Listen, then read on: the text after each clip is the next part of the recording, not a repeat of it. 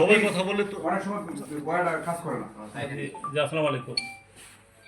আজকে সকাল 8:30 সময় আমার গ্রাম পুলিশ মোবাইল ফোনের মাধ্যমে জানায় যে এই একটা ভ্যান গাড়ি ট্রলার কাভার্ড ভ্যান আসতেছে। আমরা রাত্রি সংবাদ পাইছি যে এরকম ধরনের এক কাভার্ড ভ্যানে হয়তো অবৈধ মাল আসতে পারে। রাত্রে আমরা বিভিন্ন জায়গায় চেকপোস্ট করছি, রাত্রে ধরা পড়ে নাই। পরে ভোরবেলা আমরা একটা সংবাদ পাইছিলাম যে এটা মধ্যনগর থেকে ওই রকম একটা কাভার্ড ভ্যান আসতে পারে। তো সত্যতা যাচাই করার জন্য আমরা বিভিন্ন পয়েন্টে চেক দিয়েছিলাম।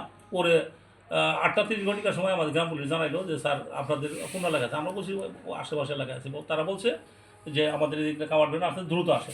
ওরা আমাদের পুলিশ টহল করে দ্রুত ইয়েতে যায় কাকুরাবাজার এলাকায়। কাকুরাবাজার এলাকায় যায় ও একটা কাভার্ড ভ্যানকে আটক করে জনগণের সহায়তা আটক করছে।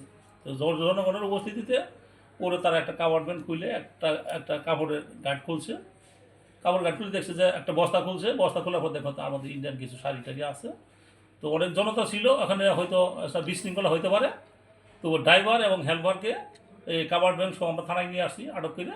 এখন বিভিন্ন সাংবাদিক আপনারাও আছেন, সকলের উপস্থিতিতে আমরা এই কাভার্ড ভ্যান থেকে বস্তাগুলো বের করতেছি এবং মালামাল গণনা শেষে আইনানুগ ব্যবস্থা গ্রহণ করা হবে।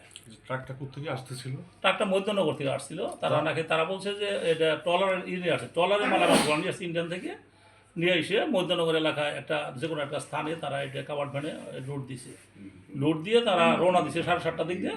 তো আমরা 8:30টার দিক দিয়ে তাকে এই কাকুরাবাজার এলাকায় তাকে আটক করা হয়েছে জনগণের সহায়তা। গন্তব্যস্থল তারা বলছে যে মাওনার এদিকে যাবে। মাওনার কথা আমাকে আপাতত প্রাথমিকভাবে জানাইছে। ড্রাইভার নাম কি? ড্রাইভার নাম হলো আলা ইব্রাহিম আর হেল্পারের নাম হলো সাব্বির। তারা কি বলছেন? তারা বলছে যে আমরা তো কিছু জানি না, তবে আমাদের মালগুলা ইন্ডিয়ান মাল এটা জানি। আমাদের মধ্যনগর থেকে তারা নৌকাপথে নিয়ে আসছে, নিয়ে এসে আমাদের ট্রলারের 10-15 জন লেবার আমাদের কাভার্ড ভ্যানে উড়াই দিছে। নিয়ে আমরা তাদের মালিকের সাথে কথা বলছি, কথা বলে আমরা রওনা দিছি। তো প্রতিমধ্যে আমাদের পুলিশ আটক করছে, জনগণের সাথে আমাদেরকে আটক করছে। যে কাভার্ড ভ্যান যে পাঠাইছে ড্রাইভার, কেউ তো চুক্তি করছে ড্রাইভারের সাথে উনি বলছে যে আলামিন নামে এক ভদ্রলোক, উনি নেত্রকোনা সদরে নাকি থাকে, আমি জানি না। উনি বলছে যে আলামিন এবং রুবেল নামে 2 ভদ্রলোক, তাদেরকে বলছে তো মালামাল করে নিয়ে আসো, আমরা সদরে আসি। সদর থেকে আমরা কোথায় নিয়ে যাবো পরে তোমরা লোকেশন আমরা জানাবো। রুবেলের বাড়ি কি নেত্রকোনায়? উনি বলছে থানার পিছনে, এরকম একটা কিছু বলছে। আমার বাড়ি হলো থানা নেত্রকোনা সদর থানার পিছনে। ওই ড্রাইভার বললো যে সাংবাদিক রুবেল এরকম পরিচয়।